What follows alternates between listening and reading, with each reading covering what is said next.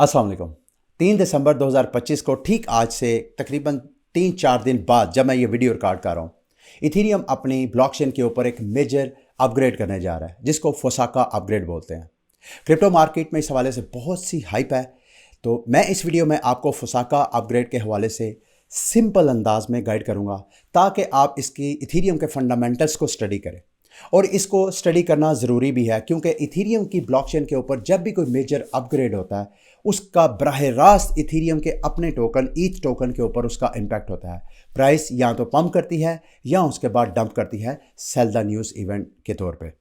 अभी फ़िलहाल तो इथेरियम की प्राइस क्रिप्टो मार्केट्सों के बेयर है, करेक्शन कर रही है, तो इथेरियम की प्राइस आपको तकरीबन $3000 की रेंज में ट्रेड होती हुई नज़र आ सकती है। ज़्यादातर पंडित यही कहते हैं कि इस अपग्रेड के बाद इथेरियम की प्राइस मेजर पंप कर सकती है। कोई तो कह रहे हैं कि शायद कई 100% जो है इसकी प्राइस जो है वो पंप हो सकती है। लेकिन सबसे पहले फोसाका अपग्रेड को समझना बहुत ज़रूरी है। इसको समझने के लिए सबसे पहले अगर आपकी बिल्कुल न्यू एंट्री है क्रिप्टो मार्केट में तो आपको इथेरियम को समझना बहुत ज़रूरी है। इथेरियम क्या है? Ethereum is another blockchain just like BTC। इसके 2-3 फीचर हैं जो इसको BTC और दूसरी ब्लॉकचेन से डिफरेंट कर सकते हैं। नंबर 1 तो ये कि ये बिटकॉइन की तरह एक डिजिटल मनी है, यानी आप दुनिया के किसी भी कोने में बैठे हैं, आपने अगर पैसा ट्रांसफ़र करना है तो आप इथेरियम की सूरत में, यानी आप अपने पैसे को इथेरियम में कन्वर्ट करें और उस इथेरियम को बग़ैर किसी बैंक के, बग़ैर किसी मिडल एंटिटी के आप पैसे को दूसरे अकाउंट में ट्रांसफ़र कर सकते हैं, यानी जस्ट लाइक बिटकॉइन। लेकिन ये बिटकॉइन से थोड़ा सा एडवांस मॉडल आप कह सकते हैं, टेक्नोलॉजी कह सकते हैं। ये एडवांस फीचर इसमें क्या है? ये एक smart contract based global decentralize global computer है। आसान अल्फाज में समझने के लिए यूँ समझिए जैसे फेसबुक है। अब फेसबुक पे आप पोस्ट वगैरह करते हैं। अब फेसबुक का पीछे एक ऑनर है, मार्क ज़करबर्ग जिसे बोलते हैं, और फेसबुक में जो कुछ भी आप पोस्ट करते हैं वो उनके कंपनी के सेंट्रलाइज सर्वर पे सब सेव होता है। तो जब चाहे मार्क ज़करबर्ग या उनकी कंपनी आपके अकाउंट को एक्सेस जो है आपकी ख़त्म कर सकती है, चूँकि वो सेंट्रलाइज है। इथेरियम भी आलमोस्ट इसी तरह एक ग्लोबल नेटवर्क है, लेकिन ये डिसेंट्रलाइज है, उसका कोई मालिक नहीं। गो के इसके फाउंडर्स वगैरह हैं, इसके टीम डेवलपर सब कुछ है, लेकिन इसका रिकॉर्ड, इसके सर्वर सब डिसेंट्रलाइज है। अब ये ग्लोबल कंप्यूटर इसको क्यों कहा जाता है? क्योंकि आप इसके ऊपर किसी भी तरह का ऐप जो है वो बिल्ड कर सकते हैं स्मार्ट कॉन्ट्रैक्ट के ज़रिए। स्मार्ट कॉन्ट्रैक्ट क्या होता है ये भी आप आसानी से, मिसाल के तौर पे आप कभी बाहर गए हों तो वहाँ पे वेंडिंग मशीन पड़ी होती हैं जहाँ पे आप पैसे डालते हैं और उसके बाद एक ख़ास बटन दबाते हैं और उस मशीन में अंदर जो पड़ी चीज़ है, जूस है या चिप्स है, वो बाहर निकल आती है। जैसे वो वेंडिंग मशीन है, सेम इसी तरह का स्मार्ट कॉन्ट्रैक्ट को आप समझ लें। मिसाल के तौर पे आपने किसी के साथ बारहवीं लैंडिंग करनी है तो नॉर्मली मिसाल के तौर पे मेरे पास एक घर है, वो घर मैंने किसी को बेचना है, तो उसके लिए जो रवायती हमारा तरीका है कि उसमें बैंक से इन्वॉल्व होते हैं पैसों के लिए, फिर लीगल डॉक्यूमेंटेशन वगैरह होती है, तो फिर कहीं जाके ये प्रोसेस कंप्लीट होता है और उसमें भी अगर कोई गड़बड़ हो तो फिर उसके लिए अलग इदारे हैं जो हरकत में आते हैं। स्मार्ट कॉन्ट्रैक्ट जो है एक ऐसा कॉन्ट्रैक्ट होता है जिसमें आपको ये किसी झंझट में पड़ने की ज़रूरत नहीं है। मैं एक कंप्यूटर के ऊपर एक कोड लिखूंगा जिस कोड में लिखूंगा कि भाई अगर ये पर्सन A मुझे इतनी अमाउंट ट्रांसफ़र करता है तो मेरी जो प्रॉपर्टी के राइट्स हैं वो पर्सन A को ट्रांसफ़र हो जाए। सिंपल। तो इसी तरह स्मार्ट कॉन्ट्रैक्ट ये होता है कि आपका जो दूसरे लोगों के साथ कॉन्ट्रैक्ट है वो driven by and run by code हो। कोड के ऊपर हम लिख दें कि भाई अगर ऐसा हो तो ऐसा हो जाए उसके बाद। तो सेम इथेरियम जो है वो डिजिटल मनी भी है और साथ ये स्मार्ट कॉन्ट्रैक्ट बेस डिसेंट्रलाइज एक ग्लोबल नेटवर्क है।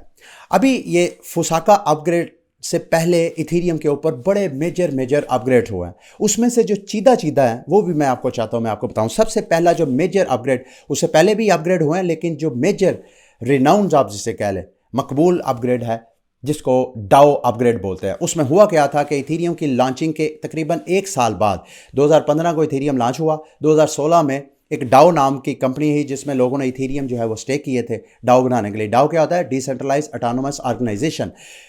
उसमें एक लूप होल की वजह से हैकर ने फंड्स निकाल लिए, तो उन फंड्स को बचाने के लिए लोगों का तकरीबन 150 मिलियन का वो लॉस था, उसको बचाने के लिए सारी कम्युनिटी ने यह फैसला किया कि इथेरियम को रिवर्स कर देते हैं। क्योंकि ये ब्लॉकचेन इरिवर्सिबल होती है, तो इथेरियम को उस डाओ अपग्रेड के बाद एक हार्ड फोक करके इथेरियम की ब्लॉकचेन को 2 हिस्सों में डिवाइड कर दिया, क्योंकि कम्युनिटी डिवाइडेड थी। कुछ लोग कहते थे कि जो हो गया सो हो गया, अब हमें ब्लॉकचेन को रिवर्स करने की ज़रूरत नहीं है। तो जो लोग ये समझते थे उन्होंने इथेरियम क्लासिक को ज्वाइन कर लिया, और जो लोग समझते थे नहीं ये हैकर को हम इजाज़त नहीं दे सकते, वो फिर नई ब्लॉकचेन करंट जो इथेरियम की ब्लॉकचेन है उसके साथ चले। फिर अगला मेजर अपग्रेड हुआ बेजेंटाइन में। बेजेंटाइनियम नाम का ये 2017 में हुआ था। इसमें इथेरियम की ब्लॉकचेन के ऊपर ज़ीरो नॉलेज सिंक स्नार्क नाम की टेक्नोलॉजी इंट्रोड्यूस करवाई, जिसमें इथेरियम की जो ट्रांजैक्शंस हैं उसमें प्राइवेसी को इंट्रोड्यूस करवाया गया। अगला मेजर अपग्रेड 2021 में नज़र आता है। इसके दरमियान भी होते रहे हैं, लेकिन मैं आपको मेजर बता रहा हूँ। लंदन अपग्रेड, ये वो वाहद अपग्रेड था जिसके बाद इथेरियम के जो टोकन है वो इन्फ्लेशनरी से डिफ्लेशनरी हो गया। यानी मैं आपको बताता चलूँ, जैसे बिटकॉइन है उसकी एक जो सप्लाई है उसके ऊपर कैप है, यानी मैक्सिमम 21 मिलियन बिटकॉइन के टोकन जो है वो माइन हो सकते हैं। इथेरियम जो है उसकी अनलिमिटेड सप्लाई है, और इसकी सप्लाई को भी अपग्रेड करके इसको कम कर दिया गया था। पहले 3 इथेरियम का रिवार्ड था हर ब्लॉक माइन करने के बाद, उसको कम करके 2 कर दिया गया।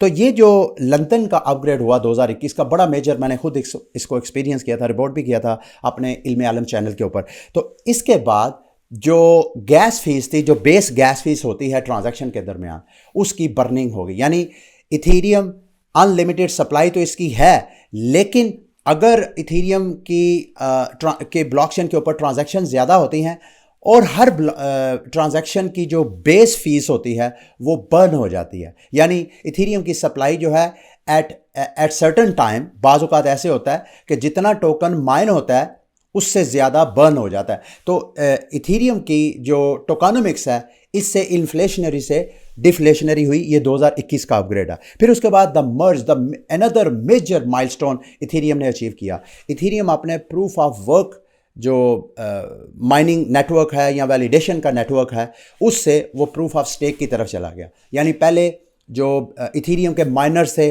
बिटकॉइन की तरह, जैसे वो बिटकॉइन की ब्लॉकचेन्स को माइन करते थे, इसी तरह माइनर जो थे इथेरियम के ब्लॉकचेन में नए ब्लॉक ऐड करने के लिए इसकी माइनिंग करते थे। तो माइनिंग से वो प्रूफ ऑफ स्टेक में चला गया। यानी अब आपको हैवी हार्डवेयर मशीनें लगाने की ज़रूरत नहीं है। सिंपल आप 32 इथेरियम अगर आपके पास हैं तो आप इनके ब्लॉकचेन का हिस्सा बन सकते हैं, इनका नोड रन करके ब्लॉक्स रिवार्ड अर्न कर सकते हैं। उस पे आपको पैसिव यील्ड मिलेगी। इसमें एक प्रॉब्लम ये थी कि जब भी आप मर्ज के बाद आप स्टेकिंग करते थे इथेरियम की ब्लॉकचेन को सपोर्ट करने के लिए, आपके टोकन फॉरएवर लॉक हो जाते थे। तो इस फीचर को ख़त्म करने के लिए अगला अपग्रेड 2023 में किया गया, जिसको शंघाई अपग्रेड बोलते हैं। शंघाई अपग्रेड के बाद जो इथेरियम के टोकन स्टेक किए होते थे, स्टेकिंग रिवार्ड अर्न करने के लिए या नेटवर्क को सपोर्ट करने के लिए, एक तो उसकी विड्रॉवल की ऑप्शन आ गई, जो यील्ड आपने अर्न की थी उसकी रिवार्ड आ गई। और इस शंघाई अपग्रेड के बाद इथेरियम के जो स्टेकिंग थी, जो कि ऑलमोस्ट कोई 15% के करीब थी, वो इंक्रीज़ हो गए मोर देन 30%। इस वक्त भी जब मैं वीडियो रिकॉर्ड कर रहा हूँ, मेरा ख्याल है 30 से 40% इथेरियम की स्टेकिंग है इस वक्त। जितने टोकन हैं इथेरियम के सर्कुलेशन में, उसके 30 से 40% इस वक्त इथेरियम के नेटवर्क को सपोर्ट करते हैं, और ये पॉसिबल हुआ शंघाई अपग्रेड के बाद। फिर उसके बाद अगला मेजर अपग्रेड है डैनकन 2024 में हुआ, पिछले साल। इसमें ब्लॉब इंट्रोड्यूस करवाया गया। आपको पता है इथेरियम के ऊपर एक पूरा L2 का इकोसिस्टम है। यानी इथेरियम को स्केलेबल करने के लिए, इथेरियम एक L1 चेन है यानी लेयर 1 चेन, इसको स्केल करने के लिए इसके ऊपर और ब्लॉकचेन्स क्रिएट की गई जिसको लेयर 2 बोलते हैं।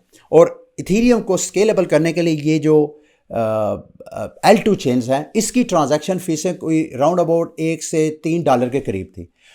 जो L2 की गैस फीस थी उसको कम करने के लिए डैंक शार्डिंग, कुछ इस तरह की टेक्नोलॉजी इंट्रोड्यूस करवाई गई, जिसमें यानी ये जो L2 चेन है, इनकी ट्रांजैक्शंस जो थी बंडल होके वो जो L1 चेन थी उसमें स्टोर होने की बजाय वो एक टेम्परेरी ब्लॉब, एक बबल के अंदर सेव हो जाती थी। तो उससे जो L2 चेन्स हैं, यानी इथेरियम के ऊपर जो जितनी चेन्स हैं, उनकी गैस फीस जो है 99% से भी ज़्यादा डिक्रीज़ हो गई। यानी जो $1 पहले ट्रांजैक्शन फ़ीस थी वो कम होकर तकरीबन 1 सेंट 2 सेंट पे ड्रॉप हो गई थी। तो ये भी मेजर अपग्रेड था स्केलेबल करने के लिए, गैस फीस को कम करने के लिए। इस साल जनाब दो मेजर अपग्रेड होने हैं। एक पेक्ट्रा अपग्रेड ऑलरेडी हो चुका है, जिसका सबसे बड़ा मेजर जो फीचर था वो था अकाउंट अब्स्ट्रैक्शन। यानी जो हम वॉलेट वगैरह क्रिएट करते हैं इथेरियम के ऊपर, नॉर्मली वो प्राइवेट कीज या आपको पता है 12 या 24 जो सीड फ्रेजेस होते हैं उसके ज़रिए सेव करते हैं। इसको अकाउंट अब्स्ट्रैक्शन का फीचर ऑन किया गया। उसके अकाउंट अब्स्ट्रैक्शन का फीचर क्या है कि पहले तो इथेरियम की ब्लॉकचेन के ऊपर आप सिर्फ Ethereum as a gas fee use कर सकते थे। इस फीचर के बाद अगर आपके पास इथेरियम नहीं है तो आप दूसरे एसेट्स के ज़रिए भी गैस फीस पे कर सकते हैं। ओबियसली वो बाद में इथेरियम में ऑटो स्वाप होते हैं।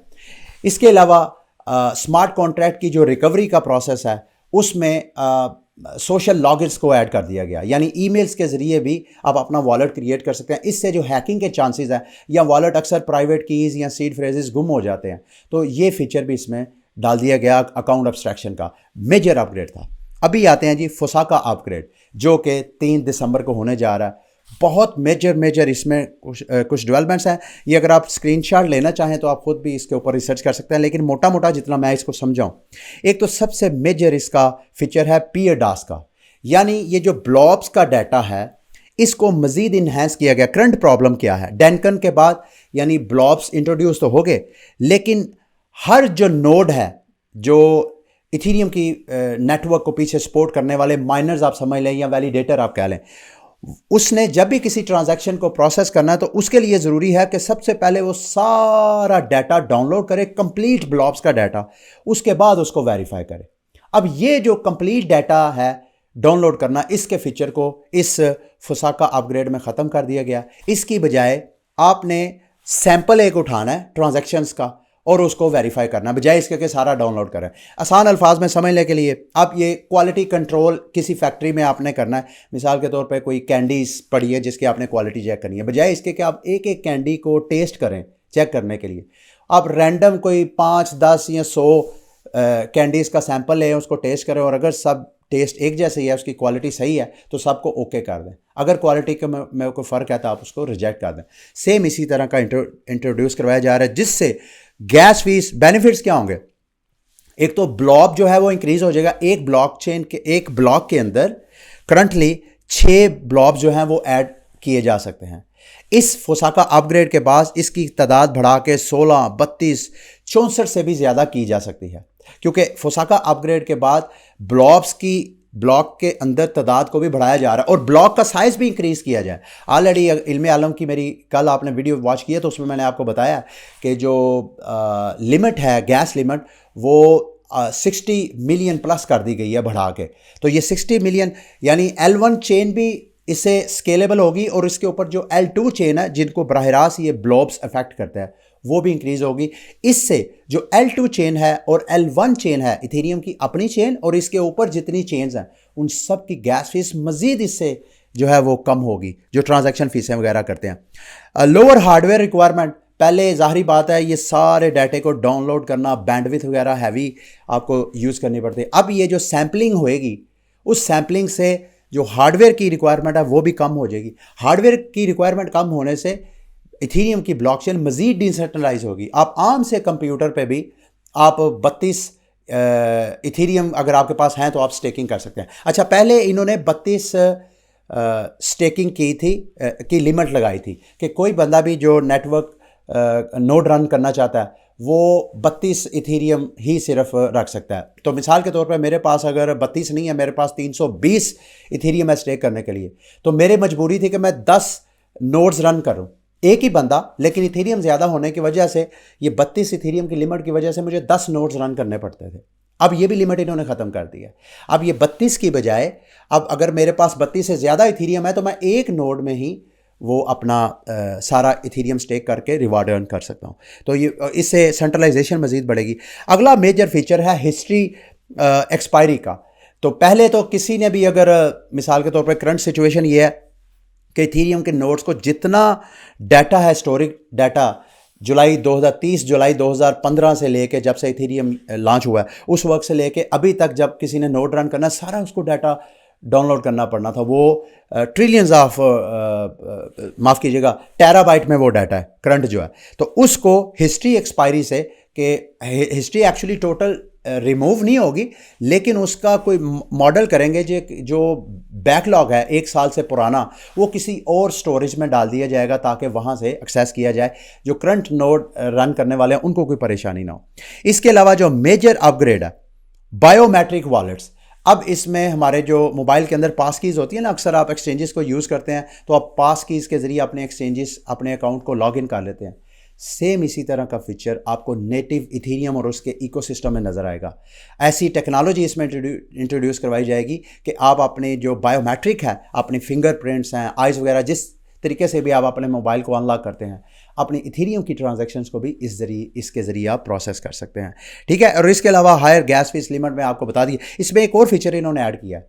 गैस लिमिट के ऊपर कैप डाल दिया कि एक बंदा इंडिविजुअल जो है वो सारे ब्लॉक की गैस फीस को ऑक्यूपाई ना कर ले। अक्सर औकात ऐसे होता है कि जो लोग मैनिपुलेटर्स होते हैं वो ब्लॉक्स वो एक्सप्लॉइट करने के लिए अपनी गैस लिमिट बढ़ा के तो उसको ट्रांजैक्शन को अपनी फेवर में कर देते थे। तो अब ये जो लिमिट लगा दी गई है, इससे भी यानी जो स्पैमिंग है वो कम हो जाएगी। तो इसके अलावा मार्केट के जो बड़े बड़े प्लेयर्स हैं फोसाका अपग्रेड को बहुत वेलकम कर रहे हैं, क्योंकि इसके बाद एक तो इथीरियम का नेटवर्क सारा स्केलेबल होगा। तो जो असल ड्रीम है विटालिक बटरन का, जिसने अगर मैं गलत नहीं हूँ 19 साल की उम्र में ये इथीरियम जैसी टेक्नोलॉजी इंट्रोड्यूस करवाई थी, उसका जो सर्ज का ख्वाब है वो स्टार्ट होगा। ठीक है। ये फोसाका बहुत मेजर अपग्रेड है इस साल का। लेट्स अज्यूम के इथीरियम की जो प्राइस है इसके बाद आहिस्ता आहिस्ता, और वैसे भी आपको पता है दिसंबर के महीने में अमेरिका अपनी क्वांटिटेटिव टाइटनिंग एंड करने जा रहा है, और इसका अगर बिटकॉइन को फ़ायदा होगा तो ओबियसली इथीरियम और दूसरी जो आल्टकॉइन मार्केट है उसको भी इसका बेनिफिट हो सकता है। ये थी मेरी फोसाका अपग्रेड के हवाले से वीडियो। उम्मीद है मेरी ये वीडियो आपके लिए इन्फॉर्मेटिव रही होगी। अगली वीडियो तक के लिए मुझे इजाज़त दें। अल्लाह हाफिज़।